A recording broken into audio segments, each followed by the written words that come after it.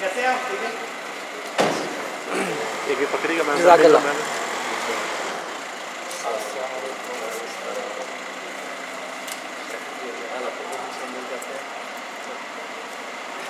रमज़ान साहब आपके इंतजार में बैठे हुए हैं माशाल्लाह, लेकिन अल्हम्दुलिल्लाह हिला कोई नहीं।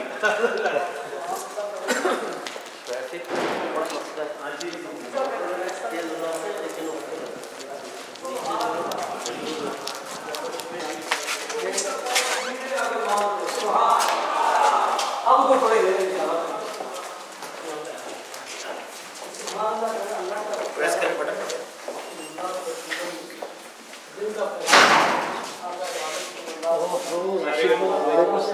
नहीं राशिद भाई से सलाम दुआ है हमारी। मुझे पता होना चाहिए था कि राशिद भाई साथ में आ रहे हैं तो कुछ ना आया था महेंद्र।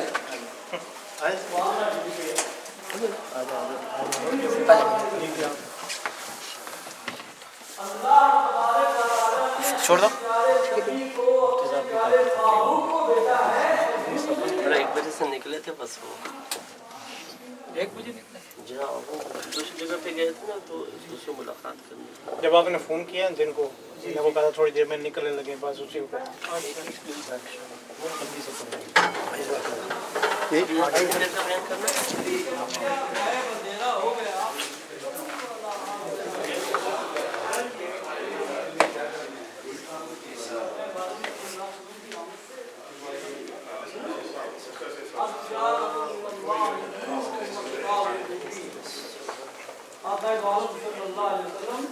के बारे में कुरान बताता है कि आप नूर हैं।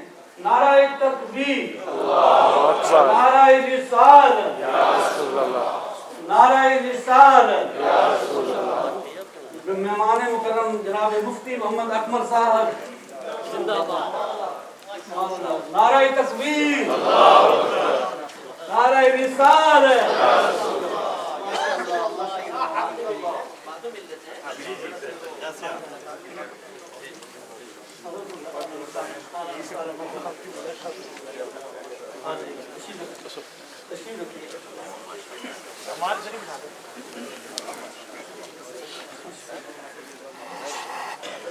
इसी रखिए आप लोग सब बैठ जाए आप लोग बैठ जाए फिर मिलेंगे मुफ्ती साहब की इजाजत करेंगे।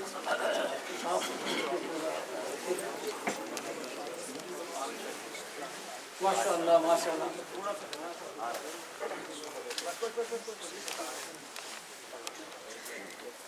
अब मुफ्ती साहब तशरीफ लाए हैं और आप इंतज़ार में हैं तो बजाय इसके कि मैं कोई लंबी बात कहूँ मैं अब तशरीफ रखें भी तशरीफ रखें। हम सबसे पहले तो हज़रत को वेलकम करते हैं, खुश आमदेद कहते हैं हैरो मस्जिद की जानिब से, अपने हैरो मस्जिद के इमाम होने की हैसियत से और हमारे ट्रस्टी जितने भी इस वक्त मौजूद हैं चेयरमैन नासिर साहब और इन सब की जानिब से और बिलखसूस हमारे जो इस ऑर्गेनाइजेशन के जनाब जिन्होंने ऑर्गेनाइज किया है हमेशा वो करते हैं जनाब हमारे भाई रमज़ान भाई साहब उनकी फैमिली उन सब के लिए दुआएं करते हैं कि अल्लाह तबारक व तआला उनका जो रिश्ता है ताल्लुक है ये कायम रहे।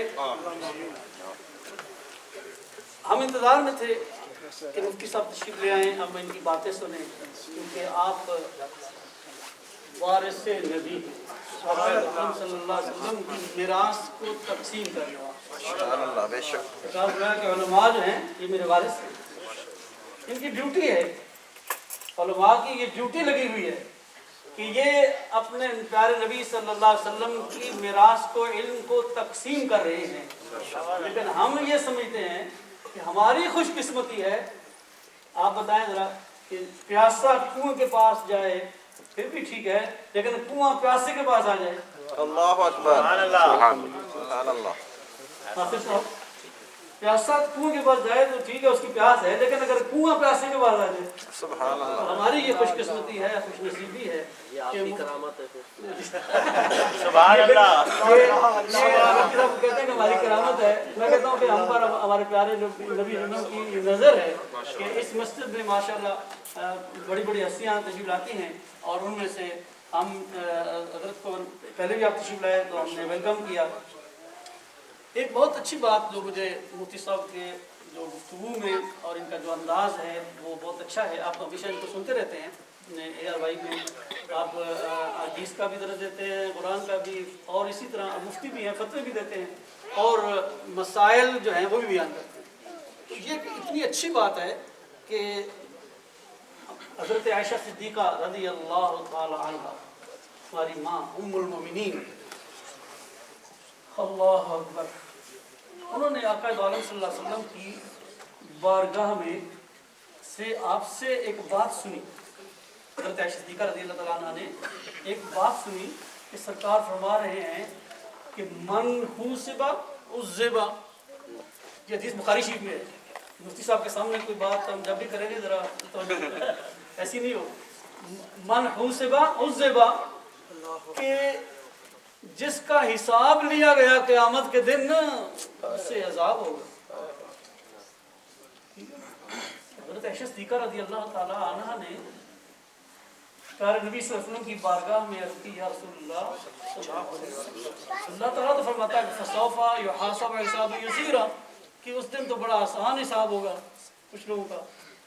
ادھر آپ فرما رہے ہیں کہ وہ جو منحوس سے بعضبا، تو پیارے نبی صلی اللہ علیہ وسلم نے ارشاد فرمایا،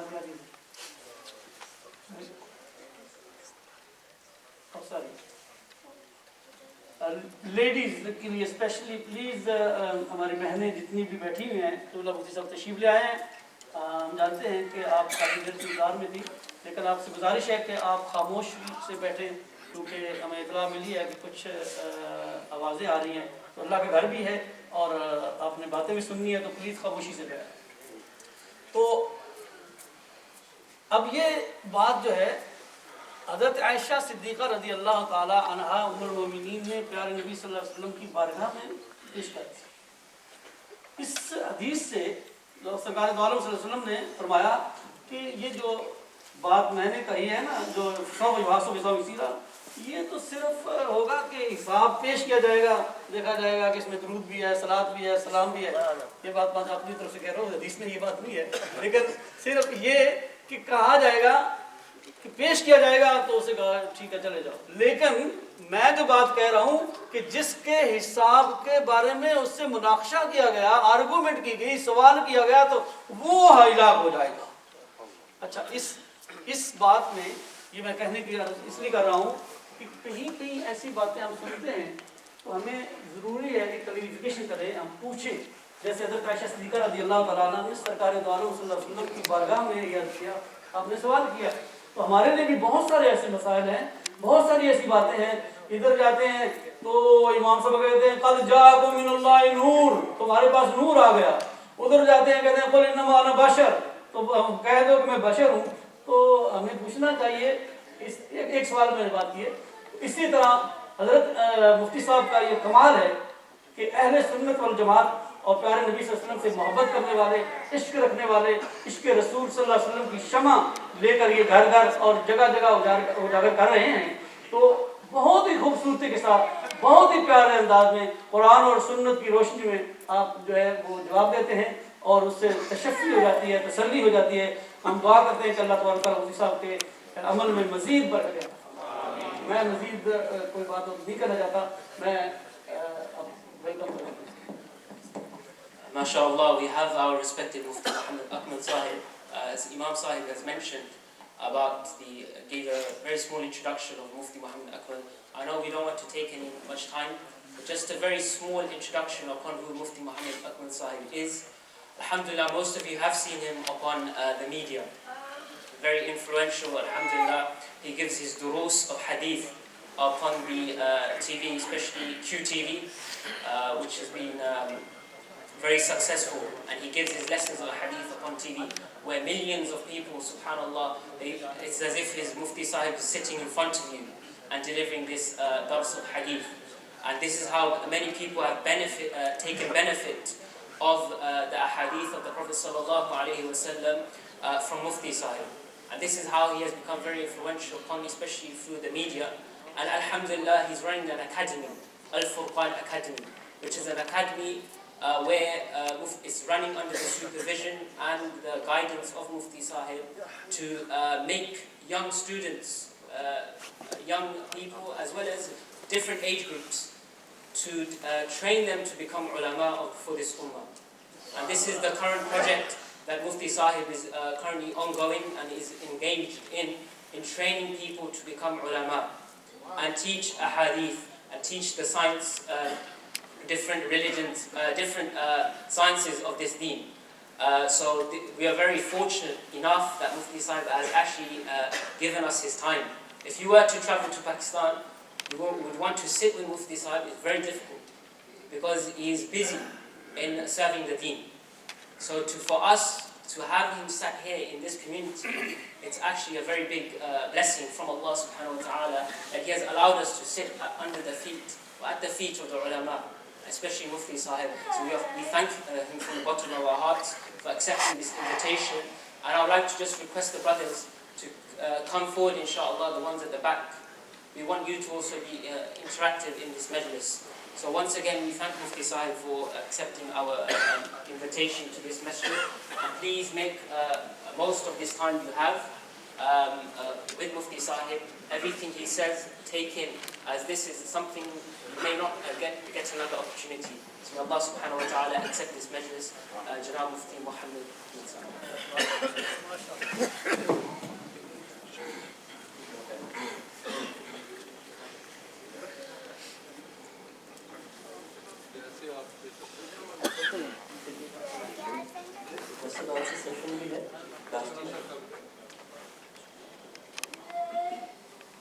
الحمد لله رب العالمين والصلاة والسلام على سيد الأنبياء والمرسلين أما بعد فأعوذ بالله من الشيطان الرجيم بسم الله الرحمن الرحيم قال تبارك وتعالى في القرآن المجيد والفرقان الحميد وابتغوا إليه الوسيلة صدق الله العظيم وصدق رسوله النبي الكريم وقال تبارك وتعالى في شان حبيبه إن الله وملائكته يصلون على النبي يا أيها الذين آمنوا صلوا عليه وسلموا تسليما اللهم صل على سيدنا محمد وعلى آل سيدنا ومولانا محمد وآله وسلم. پیچھے بیٹھے ہیں سب کو آواز آ رہی کلیئر آ رہی؟ آپ اگر تھوڑا سا بیٹھ جائیں گے نا تو پھر میں بھی ڈسٹرب نہیں ہوں گا. اگر لگا کے اور بیٹھ جائیں گا. میرا تجربہ یہ ہے کہ جو ریکارڈ کرتا ہے نا وہ کبھی بھی سنتا نہیں ہے. وہ کہتا ہے گھر جا کے آرام سے لیٹ کے سنیں اور وہ عموماً سننے کی برکت سے محروم ہوتا. باہر تو اولاً تو میں بڑی معذرت چاہتا ہوں کہ ہم تھوڑا سا لیٹ ہوئے اور آپ کو انتظار کی زحمت اٹھانا پڑی. پتہ نہیں کس سمجھدار کا یہ قول ہے کہ انتظار میں بڑی لذت ہے. مجھے بڑی کوفت ہوتی ہے انتظار سے, صحیح بات ہے, شدید قسم کی کوفت ہوتی ہے. تو میں آپ سے معذرت خواہ ہوں کہ ہمیں وقت پر یہ آنا چاہیے تھا, لیکن کچھ ہمارے دوست کو آپریشن تھا تو ان کی عیادت میں نے کرنا ضروری سمجھا. ایک ڈاکٹر صاحب کو ان سے ملنا بہت ضروری تھا چند مسائل میں, اس لیے ہمیں تھوڑی سی دیر میں اس پہ اولاً آپ سے معذرت چاہتا ہوں. ہمارے جتنے یہاں پہ علماء کرام تشریف فرما ہے ان سے ایک معذرت چاہتا ہوں کہ میں اوپر بیٹھا ہوں, آپ نیچے بیٹھے ہیں. لیکن ہوتا یہی ہے کہ ہیرے سمندر کے اندر نیچے ہوتے ہیں اور بلبلے اور جھاگ جو ہے نا یہ اوپر ہوتے ہیں.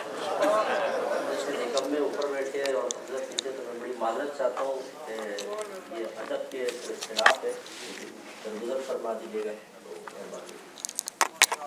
الحمدللہ یہ میلاد مصطفیٰ صلی اللہ علیہ وسلم کا متبرک اور مبارک مہینہ ہے.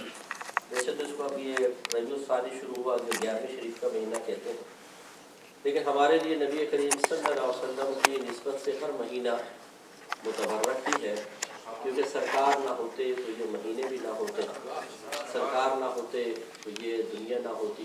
اس لیے جو کچھ ہے وہ سرکار کے دم قدم سے ہے، اور جس کے دم قدم سے ہے اس کی طرف ہم اس کو منسوب کر سکتے ہیں۔ میرے آقا صلی اللہ علیہ وسلم اللہ تعالیٰ کا بہت ہی بڑا انعام ہے۔ اللہ تعالیٰ نے ہمیں یہ انعام عطا فرمایا اور اس احسان کو یاد دلایا ہے۔ لقد من اللہ علی المؤمنین اذ بعث فیہم رسولا من انفسہم یتلو علیہم آیاتہ ویزکیہم ویعلمہم الکتاب والحکمہ۔ اللہ تعالیٰ فرماتا ہے کہ ضرور بے شک اللہ تعالیٰ نے مومنین پر احسان عظیم فرمایا کہ ایک رسول انہی میں سے ان کے درمیان بھیج دیا۔ اللہ نے احسان یاد دلایا۔ اب یہ ہمارا بڑی افسوسناک صورتحال ہے کہ ہمیں یو کے کا ویزا مل جائے تو ہم کہتے ہیں مبارک ہو جی یو کے کا ویزا ملا ہے، ہمارے یہاں بچہ پیدا ہو جائے تو ہم خوش ہوتے ہیں، امتحان میں پاس ہو جائے، کاروبار ترقی کر جائے، جاب لیس تھے جاب مل جائے تو ہم بڑے خوش ہو جاتے ہیں، اور ایسے آثار ہمارے اوپر ظاہر ہوتے ہیں کہ دوسرا پوچھنے پہ مجبور ہو جاتا ہے بڑے خوش نظر آ رہے ہو، خیریت تو ہے؟ تو ہم بتاتے ہیں، پھر خوشی شیئر کرتے ہیں تو جو اپنا ہوتا ہے۔ ویسے تو خواتین کہتی ہیں کسی کو بولو نہیں کہ کاروبار ترقی کر رہا ہے، نظر لگ جائے گی، تو ہم بعض اوقات اس میں بھی جھوٹ بول دیتے ہیں اور سوچتے ہیں جھوٹ بولنا شاید ہمارے لیے اس مقام پہ شرم جائز ہے کیونکہ نظر لگے گی، حالانکہ جائز نہیں ہوتا، لیکن ہم شریک کرتے ہیں، اپنی خوشی میں کسی کو شریک کرتے ہیں اور اس سے بھی ایک مزہ حاصل کرتے ہیں۔ تو کاش کبھی ایسا بھی ہوتا کہ ہم گھر سے باہر نکلتے، کوئی ہمیں دیکھتا اور کہتا آج بہت خوش نظر آ رہے ہو، خیریت تو ہے؟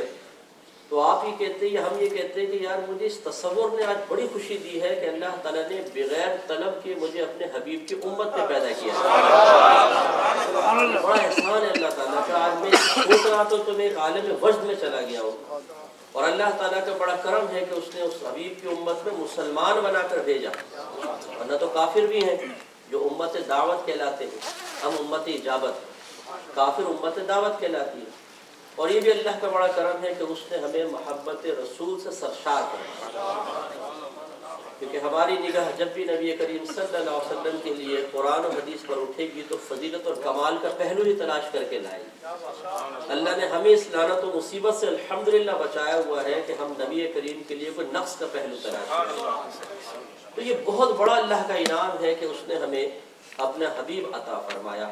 تو کاش ہم اس پر اللہ کا شکر ادا کریں، کاش ہماری کوئی دعا اس سے خالی نہ ہو کہ اللہ تیرا بڑا شکر ہے کہ تو نے مجھے بغیر مانگے اپنے محبوب کی امت میں مسلمان بنایا۔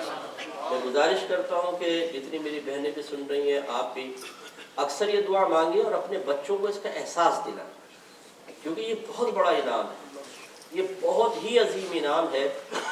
دیکھیں پچھلی امت کے بھی بہت سارے لوگ گزرے ہیں جو مسلمان تھے لیکن دوسرے نبی کی امت میں تھے، اللہ تعالیٰ نے ہمیں اس نبی کی امت میں پیدا کر دی۔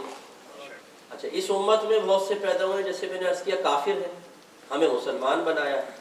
بہت سے ایسے ہیں کہ جنہیں محبت رسول کا شعور ہی نہیں ہے، گستاخی چھوڑ دیں، یعنی نام کے مسلمان ہیں، انہیں شعور ہی نہیں ہے بیچاروں کو کہ سرکار کی محبت کیا چیز ہے، سرکار سے نسبت اور تعلق کیا چیز ہے۔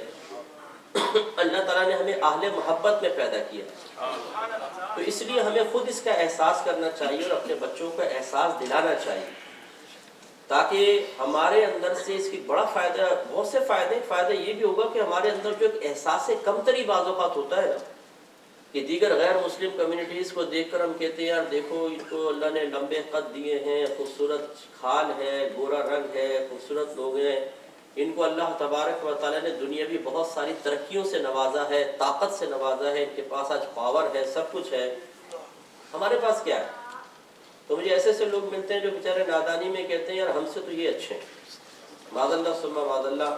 تو اس کو یہ سوچنا چاہیے کہ ہم سے خدا کی قسم کوئی بھی اچھا نہیں ہے، ہم سب سے اچھے ہیں، اس لیے کہ ہم وہ اچھے ہیں جن کے بارے میں موسیٰ علیہ السلام نے جب اللہ تعالیٰ کی بارگاہ سے اس امت کے فضائل سنے تو اللہ تعالیٰ کی بارگاہ میں عرض کی یا رب کریم کاش تو مجھے نبی نہ بناتا، اپنے حبیب کی امت میں پیدا فرماتا۔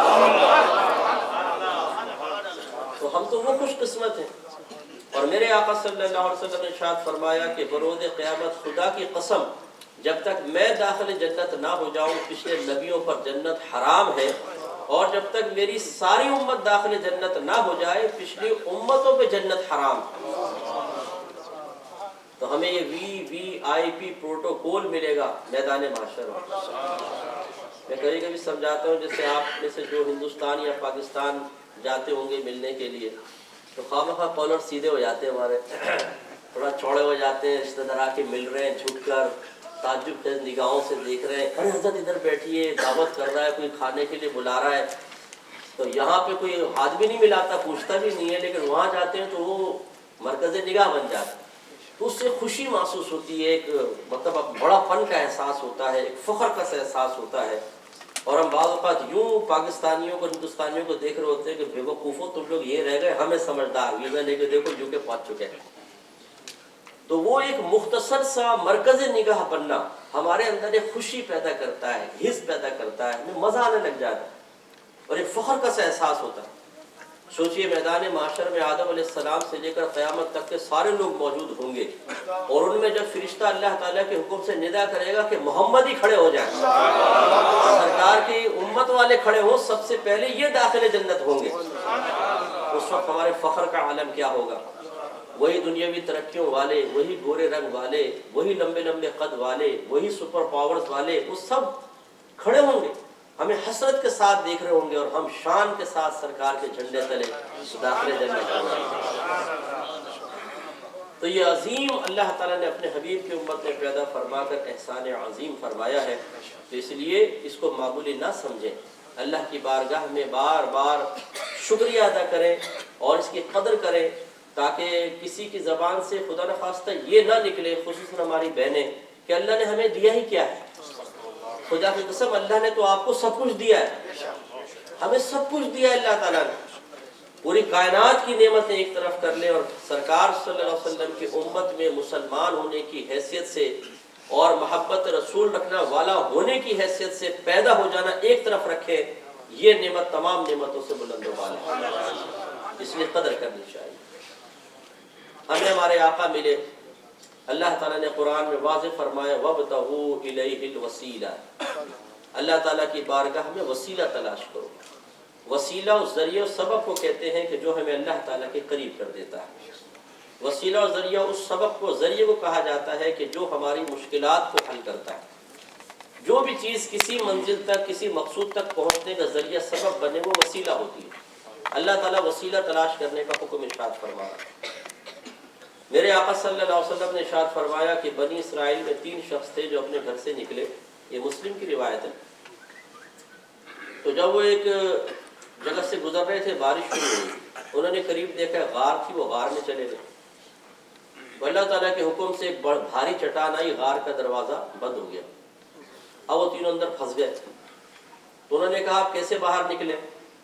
تو ان میں سے ایک نے کہا کہ ہم کیوں نہ ایسا کریں کہ سابقہ زندگی میں جو ہم نے نیک عمل کیے ہیں، اس نیک عمل کا وسیلہ اللہ کی بارگاہ میں پیش کریں، جو ہم نے بڑے خلوص سے عمل کیا ہو، امید ہے کہ اللہ تعالیٰ اس کی برکت سے اس چٹان کو دور فرما دے گا۔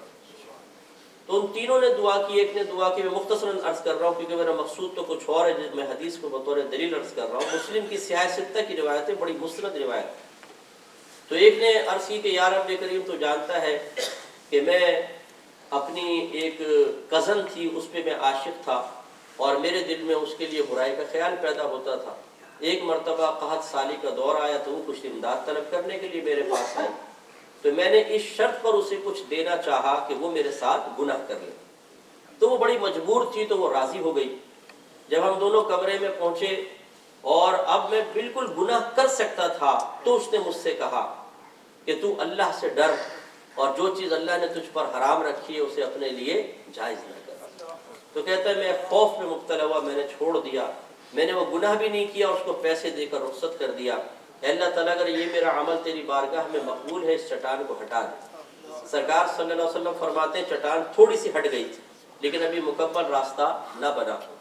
دوسرے نے عرض کی یا رب کریم میرے ماں باپ بوڑھے تھے، میری عادت تھی کہ میں جب شام کو واپس آتا دودھ لاتا، پہلے اپنے ماں باپ کو پلاتا، پھر اپنے بیوی بچوں کو دیتا تھا۔ ایک دفعہ جب میں واپس آیا تو میرے ماں باپ سو چکے تھے، تو میں دودھ کا پیالہ پکڑ کر ساری رات ان کے بستر کے قریب کھڑا رہا. میرے بچے مجھ سے دودھ مانگتے رہے لیکن میں نے ان کو دودھ نہیں دیا. میرا ارادہ یہ تھا کہ پہلے ماں باپ کو دوں گا پھر اپنے بچوں کو. چنانچہ جب صبح میرے ماں باپ جاگے ہیں پہلے ان کو دودھ پلایا پھر اپنے بچوں کو. اگر یہ ماں باپ کا ادب تیری بارگاہ میں قبول ہے تو اللہ تعالیٰ اس چٹان کو ہٹا دے. سرکار فرماتے چٹان اور ہٹ گئی لیکن تھوڑا سا فاصلہ پھر بھی رہ گیا. تو تیسرے نے کہا کہ میرے پاس اللہ تعالیٰ تو جانتا ہے ایک مزدور آیا تھا, اس نے کام کیا, اس سے پہلے کہ میں اس کو مزدوری دیتا وہ کسی وجہ سے چلا گیا. جو اس کی مزدوری کا پیسہ تھا میں نے اس سے کچھ جانور وغیرہ لیے, ان کو پالا, انہیں برکت دی اور پوری وادی جانوروں سے بھر گئی. پھر وہ مزدور آیا اور اس نے کہا کہ میری جو مزدوری رہ گئی تھی وہ دیجئے. تو میں نے کہا یہ ساری بکریاں لے جا. تو وہ حیران ہوا اور کہا کہ مجھ سے مذاق کرتے. میں نے کہا نہیں, یہ اصل میں تیرے پیسے کی برکت سے سب کچھ ہوا ہے تو لے جا. وہ ساری کی ساری بکریاں لے گئے. اے اللہ تعالیٰ اگر امانت کا یہ لوٹانا تیری بارگاہ میں مقبول ہے چٹان کو ہٹا دے. سرکار فرماتے ہیں چٹان مکمل طور پر ہٹ گئی. تو ذرا غور فرمائے کہ میرے آقا صلی اللہ علیہ وسلم نے یہ واقعہ کیوں بیان فرمایا. اس لیے کہ چلو آپ تھوڑا قصے کہانی سنائے تھوڑا وقت اچھا پاس ہو جائے گا, نہیں. میرے آقا صلی اللہ علیہ وسلم نے اسی قرآنی آیت کی تفسیر بیان کرتے ہوئے گویا کہ یہ واقعہ بیان کر دیا ہے کہ جب بھی تم کسی مشکل اور پریشانی میں پھنس جاؤ تو اللہ تعالیٰ کی بارگاہ میں اس کی بارگاہ کے مقبول چیزوں کا وسیلہ پیش کرو. اللہ تبارک و تعالیٰ تمہاری مشکلات کو دور فرما دے گا. تو بس ہم یہ کہتے ہیں کہ نبی کریم صلی اللہ علیہ وسلم سے بڑھ کر کوئی وسیلہ ایسا ہو سکتا ہے جو اللہ تعالیٰ کی بارگاہ میں مقبول ہو؟ یقیناً نہیں ہو سکتا. تو لہٰذا ہمیں چاہیے کہ اپنے پیارے آقا صلی اللہ علیہ وسلم کو اللہ تعالیٰ کی بارگاہ میں قرب حاصل کرنے کے سلسلے میں, جنت میں اعلیٰ مقام حاصل کرنے کے لیے, اپنی مشکلات کے حل کے لیے, برکات کے حصول کے لیے اور مختلف چیزوں کو حاصل کرنے کے لیے وسیلہ بنایا جائے تو اللہ تبارک و تعالیٰ ہمیں مایوس نہیں فرمائے گا. اور یہ کوئی 15ویں صدی ہجری کا عقیدہ نہیں. دیکھیں صحابہ کرام علیہم رضوان نے اپنی حاجات کے لیے نبی کریم صلی اللہ علیہ وسلم کو کیسے وسیلہ بنایا ہے. حضرت ابو ہریرہ رضی اللہ تعالیٰ عنہ سرکار کی بارگاہ میں آئے, عرض کیا رسول اللہ صلی اللہ علیہ وسلم میں بہت ساری حدیثیں آپ سے سنتا ہوں لیکن یاد نہیں رہتی, ذہن سے نکل جاتی. میرے آقا صلی اللہ علیہ وسلم نے فرمایا ابو ہریرہ اپنی چادر بچھائے. چادر بچھائی, میرے آقا نے 3 دفعہ ایسے کیا جیسے کوئی چیز اٹھا کے ڈال رہے, نظر نہیں آ رہا, ایسے ڈال. اور پھر فرمایا ابو ہریرہ اس چادر کو اپنے سینے سے لگا لیا. تو میں نے چادر کو سمیٹ کے اپنے سینے سے لگا لیا. تو کہتے ہیں کہ اس کے بعد پھر میں کوئی چیز نہیں بھولا. تو دیکھیں صحابہ کو حافظہ چاہیے تھا, سرکار کو وسیلہ بنا لیا. اور جب آپ نے سرکار نے یہ نہیں فرمایا کہ مجھے کیوں وسیلہ بناتے ہو, مجھ سے کیوں لیتے ہو, تم اللہ تعالیٰ سے مانگو اللہ تعالیٰ عطا فرمائے گا. اللہ تعالیٰ کی ذات کامل ہے, غیر محتاج ہے, اس کے خزانوں میں کسی چیز کی کمی نہیں. یہ بھی نہیں فرمایا کہ اللہ کو چھوڑ کے میرے پاس کیوں آ گئے. اس لیے کہ صحابہ جانتے تھے کہ دینے والی ذات فقط اللہ تعالیٰ کی ہے لیکن عطا فرمانے والے میرے رسول ہیں. سرکار نے بخاری کی روایت سرکار نے ارشاد فرمایا انما انا قاسم واللہ یعطی. ارشاد فرمایا کہ محض میں تو تقسیم کرنے والا ہوں, میرا رب مجھے عطا فرماتا ہے. سرکار کی ایک بلکہ سیدہ عائشہ صدیقہ رضی اللہ تعالیٰ عنہ کی کنیز تھی, بریرہ رضی اللہ تعالیٰ عنہ, بوڑھی خاتون تھی, آپ نے ان کو آزاد کیا.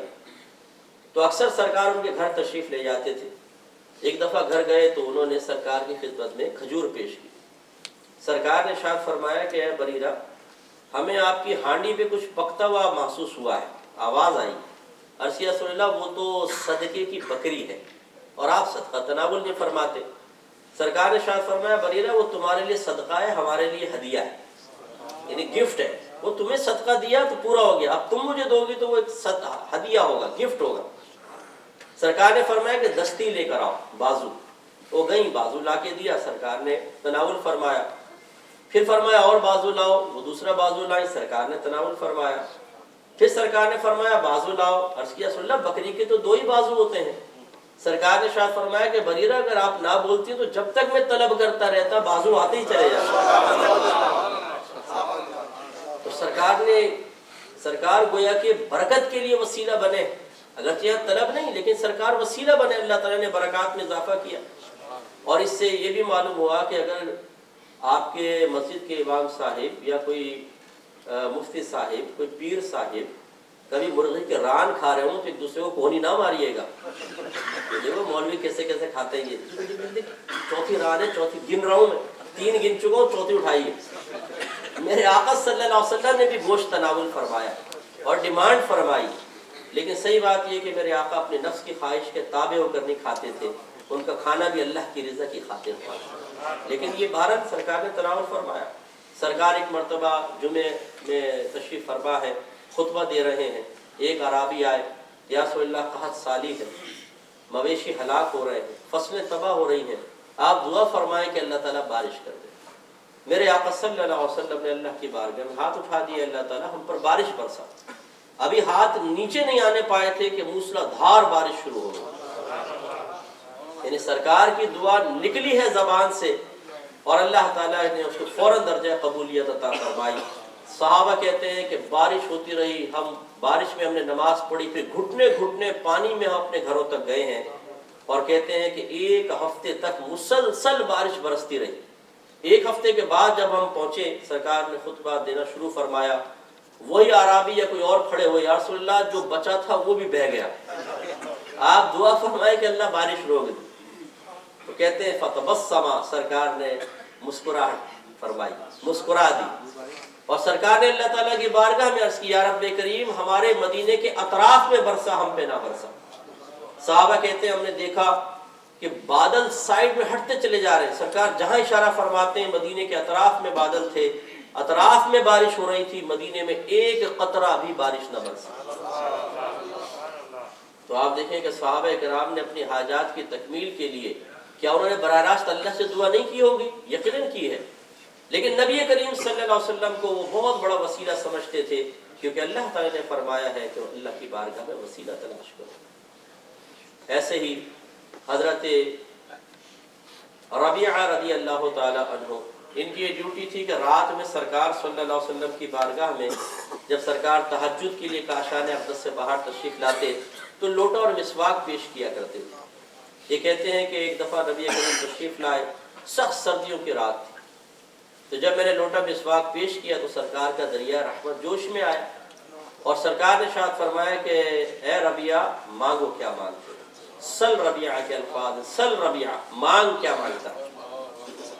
ملا علی قاری صاحب رحمۃ اللہ علیہ مرقات شرح مشکات میں اور شیخ عبدالحق محدث دہلوی رحمۃ اللہ علیہ اشیاۃ اللمعات شرح مشکات میں ارشاد فرماتے ہیں کہ سرکار کا مطلقاً یعنی وداؤٹ اینی کنڈیشن یہ فرمانا کہ ربیعہ مانگ کیا مانگتا ہے ثابت کرتا ہے کہ میرے آقا صلی اللہ علیہ وسلم کو اللہ تعالیٰ نے دنیا اور آخرت کے سارے خزانے سونپ دیے ہیں، جس کو جو چاہیں عطا فرما سکتے ہیں. تو حضرت ربیعہ رضی اللہ تعالیٰ نے فوراً عرض کیا، رسول اللہ ربیعہ جنت میں آپ سے آپ کا پڑوس مانگتا ہے. دیکھیں سامنے والے سے وہی مانگا جاتا ہے جو وہ دے سکتا ہو، ہے کہ نہیں؟ اگر اس سے زیادہ، اس کی ہمت اور قوت سے زیادہ مانگی جائے تو وہ بیچارے کو شرمندہ کرنا ہوگا، اور یہ غلط ہے. اور صحابہ کرام تو ایسے سوچ بھی نہیں سکتے تھے. اس کا مطلب یہ ہے کہ صحابہ کرام جانتے تھے کہ جنت دینے والی ذات تو اللہ کی ہے، لیکن ہمارے آقا ایک ایسا وسیلہ ہے کہ اللہ نے ان کو اختیار دیا ہے. اگر ہمارے سرکار کی زبان سے میرے لیے جنت کا پروانہ جاری ہو گیا تو اللہ تبارک و تعالیٰ بھی ان کو وہ جنت عطا فرمائے. تو عرض کیا رسول اللہ مجھے جنت میں آپ کی رفاقت چاہیے. سرکار نے فرمایا آؤ غیر ذالک، آؤ بمانے واؤ ہے، اے ابو اے ربیعہ اور اس کے علاوہ، یعنی یہ نہیں کہ یہ تو نہیں ملے گا اس کے علاوہ، بلکہ اور اس کے علاوہ اور مانگو کیا مانگنا. تو عرض کیا رسول اللہ جب جنت میں آپ کی رفاقت مل گئی تو اور ربیعہ کو کیا چاہیے. تو میرے آقا صلی اللہ علیہ وسلم دنیاوی حاجات کی تکمیل کے سلسلے میں صحابہ کرام کا وسیلہ اور مرجع رہے ہیں. اخروی معاملات کے لیے سرکار وسیلہ اور سرکار سبب بنے ہیں. اور پھر ایک میدان محشر قائم ہوگا. میرے آقا صلی اللہ علیہ وسلم کی مسلم شریف کی کئی طرق سے مروی روایات میں موجود ہے کہ جب سارے اہل محشر جمع ہو جائیں گے، سورج سوا میل کے فاصلے پر ہوگا، زمین تانبے کی بنا دی جائے گی، کفار اپنے پسینوں میں ڈبکیاں کھا رہے ہوں گے، زبانیں ہونٹوں سے باہر لٹک رہی ہوں گی، اور ایک روایت میں ہے کہ اس وقت کافر یہ تمنا کر رہے ہوں گے کہ کاش اللہ تعالی ہمیں جہنم میں ڈال دے، اس مصیبت سے بچا لے. کیونکہ اتنی شدید میدان محشر کی اذیتناک کیفیات ہوگی اور حساب کتاب شروع نہیں ہو رہا ہوگا، لوگ پریشان، اللہ کی بارگاہ میں دعائیں کر رہے ہیں، گڑ گڑا رہے ہیں، لیکن کوئی پرسان حال نہیں. تو اس وقت آپس میں طے کیا جائے گا کہ کیا کریں. تو ایک شخص یہ کہے گا کہ ہم کیوں نہ ایسا کریں کہ اپنے والد ابو البشر حضرت آدم علیہ السلام کے پاس چلتے ہیں، ان سے کہتے ہیں کہ حضور آپ ہماری سفارش کریں. تو سب چل پڑیں گے.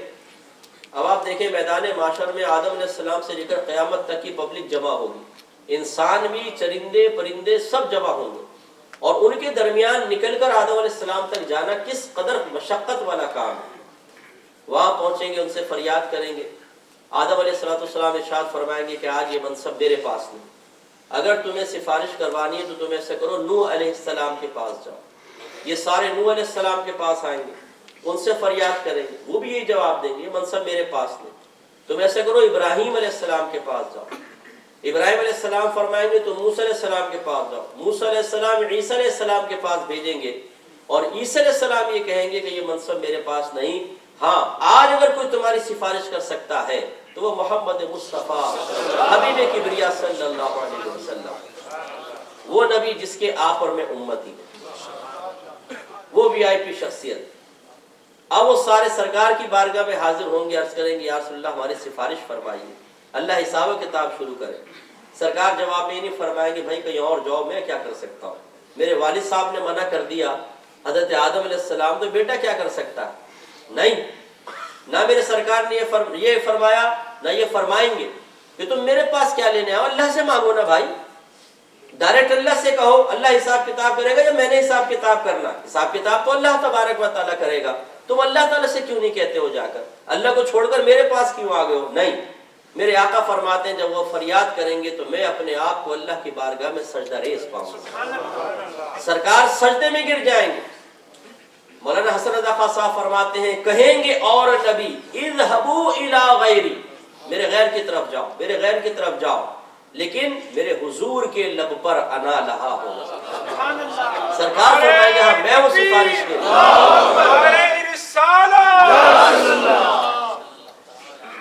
اللہ تعالیٰ ارشاد فرمائے گا ارفع راسک یا محمد، اے محمد آپ اپنا سر اٹھائیے. سل تعطا، آپ مانگیے آپ کو عطا کیا جائے گا. اشفع تشفع، آپ شفاعت کریں آپ کی شفاعت قبول کی جائے گی. اور پھر سرکار شفاعت فرمائے. تو غور فرمائے کہ میدان معاشر میں سب سے بڑا اللہ تعالیٰ کی بارگاہ میں پہنچنے اور اس کی بارگاہ سے انعامات حاصل کرنے کا وسیلہ کون؟ ہمارے آقا صلی اللہ علیہ وسلم. اور قربان جائیے سب لوگ سرکار کی بارگاہ میں جائیں گے، پہنچیں گے اور فریاد کریں گے، اور اللہ تعالیٰ نے آپ کو مجھے اسی نبی کے امت میں پیدا کیا. اتنا بڑا اللہ کا یہ احسان عظیم ہے. اللہ تعالیٰ نے فرمایا وَلَوْ أَنَّهُمْ إِذْ ظَلَمُوا أَنفُسَهُمْ جَاءُوكَ فَاسْتَغْفَرُوا اللَّهَ وَاسْتَغْفَرَ لَهُمُ الرَّسُولُ لَوَجَدُوا اللَّهَ تَوَّابًا رَحِيمًا. یہ بہترین آیت ہے قیامت تک کے مسلمانوں کے لیے کہ اپنے نبی کو وسیلہ بنایا جائے. اللہ تعالیٰ فرماتا ہے حبیب اگر یہ لوگ اپنی جانوں پر گناہوں کے ذریعے ظلم کر بیٹھے تو کیا کریں؟ 2 رکعت نماز نفل صلاۃ التوبہ پڑھ کے میری بارگاہ میں دعائیں کریں؟ نہیں. حج کرنے چلے جائیں؟ نہیں. کثرت سے صدقہ کریں؟ نہیں. اس آیت میں بیان فرمایا کہ اگر یہ اپنی جانوں پہ کثرت ظلم کر بیٹھے جاؤ کا حبیب آپ کی بارگاہ میں حاضر ہو جائے. واستغفر اللہ، پھر اللہ تعالیٰ کی بارگاہ میں استغفار کریں. واستغفر لهم الرسول، اور یہ رسول بھی ان کے لیے استغفار کریں. لوجدوا اللہ توابا رحیما، تو یہ اللہ تعالیٰ کو ضرور بہت بخشنے والا مہربان پائے. اللہ نے وسیلہ بنایا ہے اپنے حبیب کو صلی اللہ علیہ وسلم کو. لہذا میرے پیارے بھائیوں اور مجھے پردے میں رہ کر سننے والی پیاری بہنوں، ہمیں چاہیے کہ اپنے آقا صلی اللہ علیہ وسلم کے عظیم وسیلے کی قدر کریں. اور میں آپ کی سوچ دیتا ہوں، ایک فکر دیتا ہوں. دیکھیں عقیدہ مسلمانوں کا یہی ہے، اور ہمارا الحمدللہ عقیدہ یہ ہے کہ دینے والی ذات فقط اللہ تعالیٰ کی ہے. اللہ تعالیٰ سے ہی طلب امداد افضل ہے، اولا ہے. اللہ تعالیٰ دینے میں کسی کا محتاج نہیں، سارے خزانے اسی کے دست قدرت میں ہیں. لیکن ہم اللہ تعالیٰ کی عادت دیکھتے ہیں کہ عادت الہیہ یہی جاری ہے کہ اللہ تعالیٰ جب بھی عطا فرماتا ہے کسی نہ کسی وسیلے سے ہی عطا فرماتا ہے.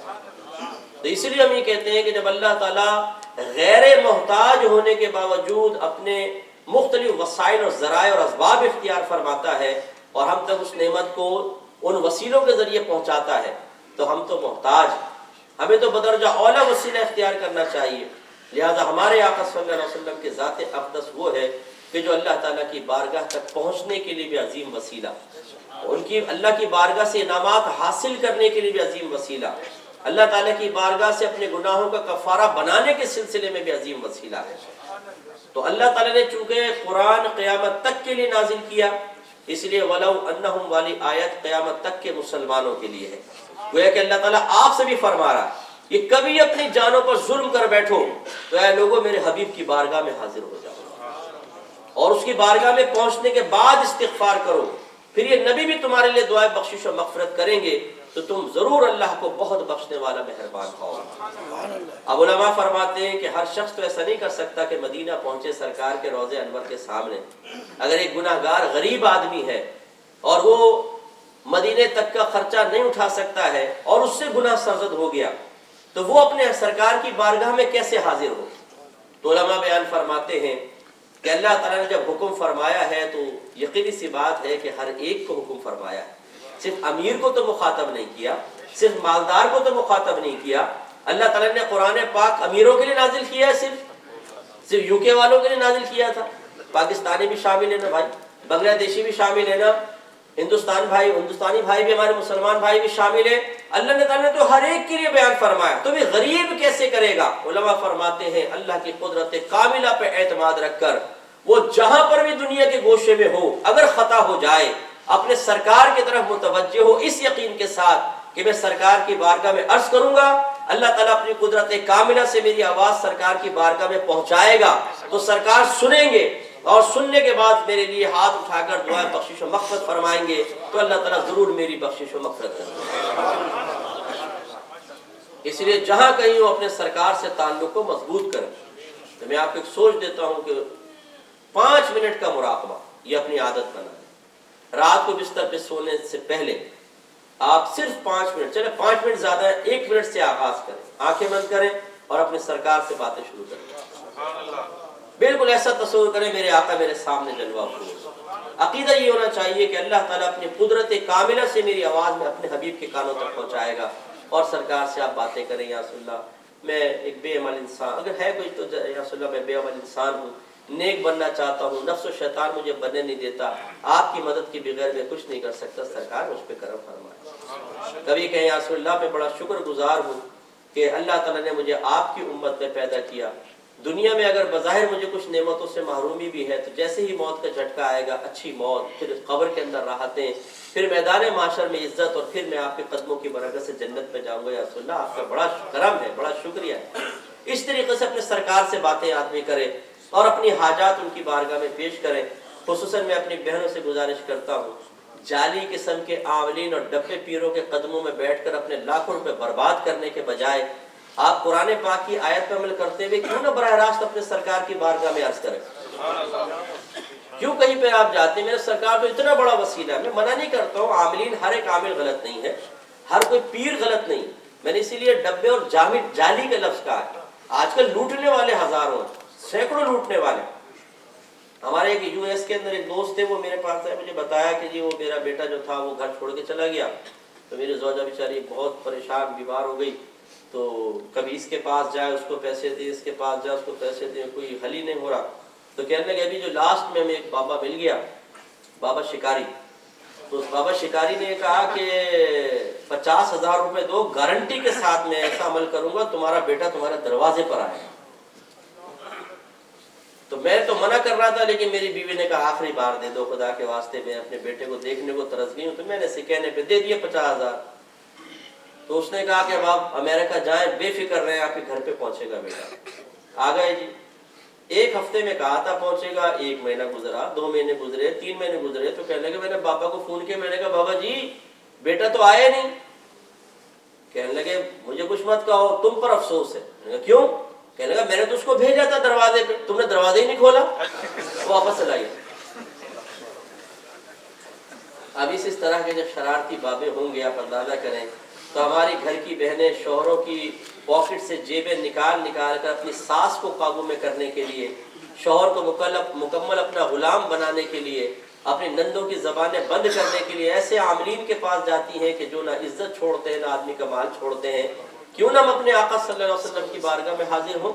تو اللہ تعالیٰ نے ہمارے آقا وہ وسیلہ بنائے ہیں کہ میرے سرکار صلی اللہ علیہ وسلم نے دنیا میں بھی ہمیں نوازا ہے اور انشاءاللہ آخرت میں بھی نوازا ہے۔ لیکن اللہ تعالیٰ نے ایک بڑی پیاری بات بیان فرمائی، اسی پہ میں بیان ختم کروں گا۔